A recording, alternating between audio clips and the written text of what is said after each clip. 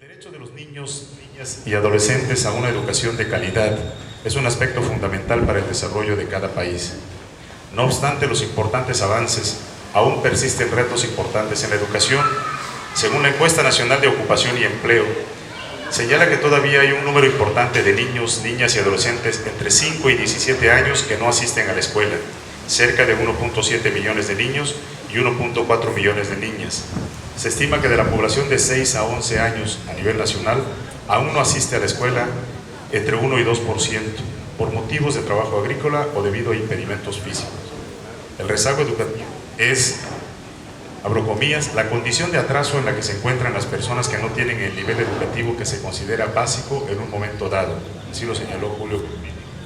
Actualmente, el nivel básico y además obligatorio está formado por la educación primaria y la educación secundaria. Ahora se entiende que la educación media superior será también obligatoria. Se estima que se encuentra en rezago 5 millones de la población entre 6 y 17 años, es decir, un 19,7%, y de la población de adultos mayores de 18 años son 28 millones, un 65%. El principal problema que se enfrenta no es tanto las oportunidades de acceso, sino la permanencia y el egreso. Los componentes del rezago educativo son el analfabetismo, la primaria completa y nivel medio básico incompleto y la inasistencia. Los estados con mayor rezago educativo en números absolutos son, con más de 2 millones, México, Veracruz, DF y Jalisco. Entre 1 y 2 millones se encuentran Guanajuato, Puebla, Chiapas, Michoacán, Oaxaca, Guerrero, Chihuahua y Nuevo León. Al tomar en cuenta la desigualdad presente entre los estados y desde una perspectiva socioeconómica, la situación se presenta de otra manera. Más de la mitad de la población de 6 años y más en condición de rezago se encuentra en Chiapas, Oaxaca, Zacatecas, Guanajuato, Veracruz, Michoacán, Yucatán, Guerrero, Puebla, Campeche, Durango, Chihuahua, Hidalgo y San Luis Potosí. Medio país en esta situación. En México, el 91.5% de los jóvenes entre 12 y 14 años de edad asisten a la escuela, mientras que de los jóvenes entre 15 y 24 años solo asisten el 40%.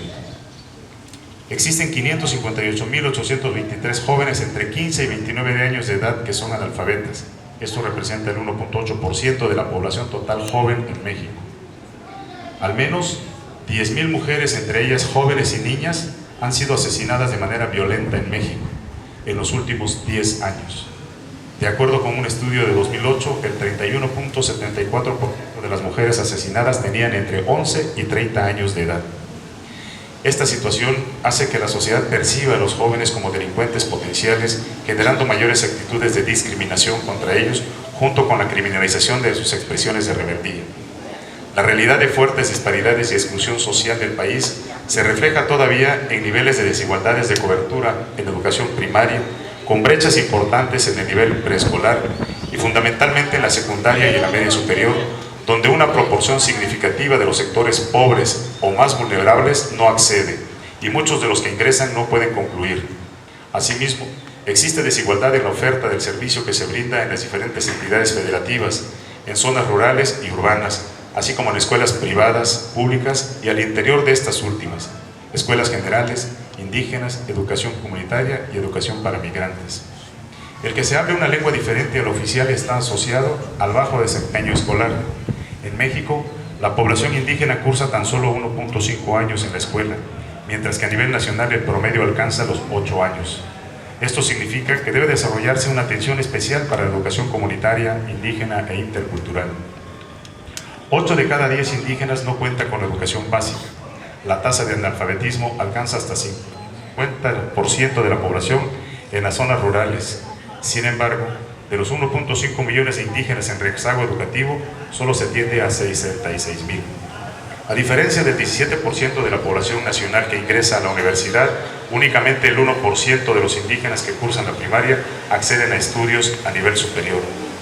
En su visita a México, el relator especial sobre el derecho a la educación, el señor Muñoz Villalobos, reconoció que pese a que el país ha reconocido formal y constitucionalmente los derechos de los pueblos indígenas, la eficacia educativa está por debajo de los estándares internacionales. El relator considera que la lucha contra la deserción y el rezago está relacionada con la necesidad de fortalecer la capacitación y la formación docente, la que, entre comillas, muchos expertos han calificado como primigenia, irregular e inconsistente, cierro comillas. Respecto de la situación de los jornaleros agrícolas, refirió que el 70% del total del rezago educativo proviene de estas familias. Alrededor de 1 millón de niños tienen dificultades para continuar con sus estudios, por lo que Muñoz Villalobos llamó a reforzar la boleta única y el programa de educación primaria para niños y niñas migrantes. Frente a este panorama, el pasado martes 11 de diciembre fue presentada por el titular del Poder Ejecutivo Federal el proyecto de decreto que reforma y adiciona diversas disposiciones de la Constitución Política de los Estados Unidos Mexicanos en materia de educación, o sea, lo que dice reforma educativa ahí. Esta reforma pretende, en síntesis, primero, crear el servicio profesional docente a través del Instituto Nacional para la Evaluación de la Educación, INEE, que tendrá atribuciones para evaluar el desempeño y resultados del sistema educativo nacional. Segundo, se busca la evaluación magisterial, en primer lugar, que no sea potestativa o voluntaria, sino obligatoria para todos los maestros. Segundo, que la evaluación no sea pactable. Y tercero, que tenga consecuencias jurídicas, es decir, el maestro que repruebe la evaluación se tendrá que ir. Tercero, se crean las escuelas dignas y escuelas de tiempo completo con criterios de calidad y equidad y autonomía de gestión de las escuelas. Es decir, se busca darle a cada escuela los medios necesarios para que cada director haga las mejoras de infraestructura, compre los materiales didácticos, equipe las escuelas, etc. Cuarto, se crea el sistema de información y gestión educativa. Quinto, se quiere impulsar el suministro de alimentos nutritivos y prohibir la comida que no favorezca la salud de los educandos. Es particularmente el segundo punto el que debe merecer más atención de los trabajadores de la educación, dado que en los términos en que se encuentran los cambios realizados a los artículos 3 y 73 de la Constitución Política, los docentes consideran un ataque contra su estabilidad laboral y no una modificación real al modelo educativo del país. Aún así, debiera considerarse la evaluación no como un mecanismo para cortar cabezas, entre comillas, o destituir, sino como una herramienta para el diagnóstico que permita el mejoramiento del desempeño docente y de la calidad de la educación. Devolver las materias de filosofía, ética, civismo, que es lo que forma a los alumnos para la vida. Mientras tanto, desde el Ayuntamiento nos comprometemos a trabajar en lo que se pretende desarrollar en el punto 3 señalado líneas arriba, pues la reforma no determina cuáles serán, entre comillas, los medios necesarios que se harán llegar y por qué al conducto.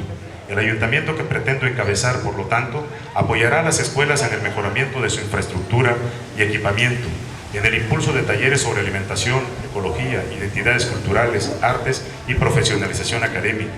Establecer un centro de investigación que desarrolle el conocimiento y la capacidad de nuestros docentes e investigadores para el desarrollo con cultura e identidad que requiere nuestro municipio y nuestra región.